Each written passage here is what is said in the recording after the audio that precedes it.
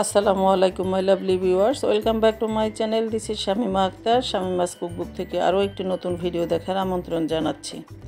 আজকে আমি তৈরি করে দেখাবো তেলে কই। আই হোপ আমার আজকের এই রেসিপিটি আপনাদের কাছে অনেক ভালো লাগবে। তো চলুন কিভাবে এই রেসিপিটি তৈরি করা যায় সেটি আজকে আপনাদের সাথে শেয়ার করে নিচ্ছি। তেলে কই তৈরি করার জন্য আমি এখানে 8 পিস কই মাছ নিয়ে নিয়েছি। আমি এটাকে কেটে ধুয়ে পরিষ্কার করে নিয়ে নিয়েছি। স্বাদ মতো একটু লবণ দিয়ে দিলাম, মানে পরিমাণ মতো একটু লবণ দিয়ে দিলাম। তারপর আমি এখানে হাফ টি স্পুনের মতো হলুদ গুঁড়া দিয়ে দিলাম আর হাফ টি স্পুনের মতো লাল মরিচের গুঁড়া দিয়ে দিলাম। এখন আমি এটাকে ভালো মতো মেখে মিক্স করে নিয়ে নিচ্ছি।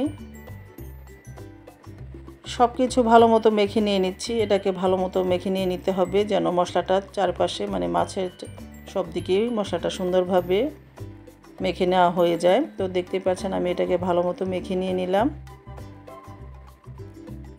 আমি আজকে খুব সহজভাবে আপনাদের সাথে এই তেলে কই রেসিপিটি শেয়ার করছি, যেটি করতে কোনো রকমই ঝামেলা হবে না। মানে খুব সহজে আপনারা এই তেলে কই রেসিপিটি তৈরি করে নিতে পারেন।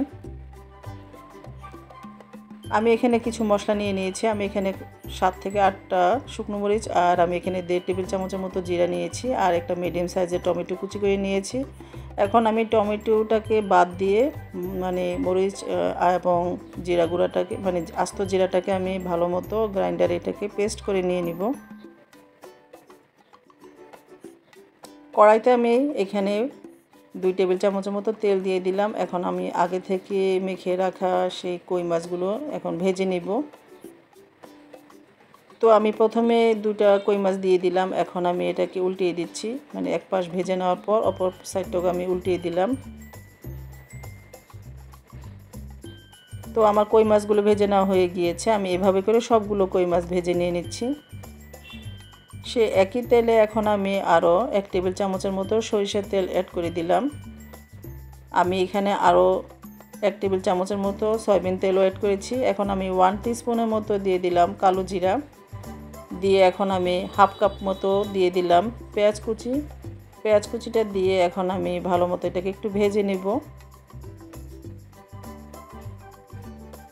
তো দেখতে পাচ্ছেন ভেজে নেওয়া হয়ে গিয়েছে। এখন আমি আগে থেকে যে টমেটোটা কেটে রেখেছিলাম সেই টমেটো কুচিটা দিয়ে দিলাম। তারপর আমি পেঁয়াজের সাথে এটাকে ভালো মতো একটু ভেজে নেব। আর এখন আমি এখানে অ্যাড করে দিচ্ছি স্বাদ অনুযায়ী লবণ। লবণটা দিয়ে সব কিছু ভালো মতো একটু ভালো করে ভেজে নিয়ে নিচ্ছি যেন টমেটোটা একটু গলে গলে যায়। তো দেখতে পাচ্ছেন টমেটোটা গলে গিয়েছে। এখন আমি এখানে অ্যাড করে দিচ্ছি 1 টেবিল চামচের মতো সমপরিমাণ আদা রসুন পেস্ট, দিয়ে সব কিছু ভালো মতো কষিয়ে নিয়ে নিচ্ছি যেন এর র ফ্লেভারটা পুরোপুরি চলে যায়। আমি এখানে জিরা এবং শুকনো মরিচটাকে পেস্ট করে নিয়েছিলাম, সেটা আমি দিয়ে দিলাম। আর আমি এখানে আরও অ্যাড করে দিয়েছি 1 টিস্পুনের মতো হলুদ গুঁড়া। আমি হলুদ গুঁড়াটাকে এই পেস্টের সাথে মিশিয়ে নিয়েছি, সেটা দিয়ে দিলাম। তারপর আমি মশলার সাথে ভালো মতো এটাকে কষিয়ে নেব আর সামান্য পরিমাণ পানিটাও দিয়ে দিলাম যেন মশলাটা পুড়ে না যায়। এখন আমি সব কিছু ভালো মতো আবার কষিয়ে নিয়ে নিচ্ছি। আর চেষ্টা করবেন বাটা মশলাটা এখানে ইউজ করার জন্য, এতে করে টেস্টটা খুবই ভালো আসে। চাইলে আপনারা এখানে গুঁড়া মশলাটা অ্যাড করতে পারেন, তবে বাটা মশলাটা দিলে ভালো মতো, মানে এর একটা অথেন্টিক ফ্লেভার পাওয়া যায়। তারপর আমি এখানে কষিয়ে নেওয়ার পর পরিমাণ মতো পানি অ্যাড করে দিলাম। দিয়ে এখন আমি আগে থেকে ভেজে রাখা কই মাছগুলো এখানে দিয়ে দিচ্ছি। তো আমি একে একে সবগুলো কই মাছ এখানে দিয়ে দিচ্ছি যেগুলো আমি আগে ভেজে রেখেছিলাম। কই মাছগুলো দিয়ে এখন আমরা ভালো মতো একটু নেড়েচেড়ে এটাকে ঢেকে রেখে দিব 5 থেকে 7 মিনিটের মতো।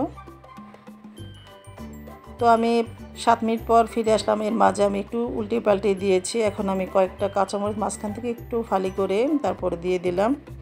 এরপর আমি একটু নেড়েচেড়ে নিয়ে এখন আমি এটাকে ঢাকা দিয়ে আরও 2 থেকে 3 মিনিটের মতো রেখে দিব। তারপর আমি নামিয়ে গরম গরম পরিবেশন করে নিচ্ছি। ব্যাস তৈরি হয়ে গেল আমার দারুণ মজার তেলে কই। আই হোপ আমার আজকের এই রেসিপিটি আপনাদের কাছে অনেক ভালো লেগেছে। ভালো লাগলে অবশ্যই একটি লাইক দিয়ে দিবেন আর ফ্রেন্ডস অ্যান্ড ফ্যামিলির সাথে শেয়ার করবেন। আজ এ পর্যন্তই। সবাই ভালো থাকবেন, সুস্থ থাকবেন, আমার জন্য আমার পরিবারের জন্য দোয়া করবেন। ফিরে আসবো নতুন কোনো রেসিপি নিয়ে। আল্লাহ হাফেজ।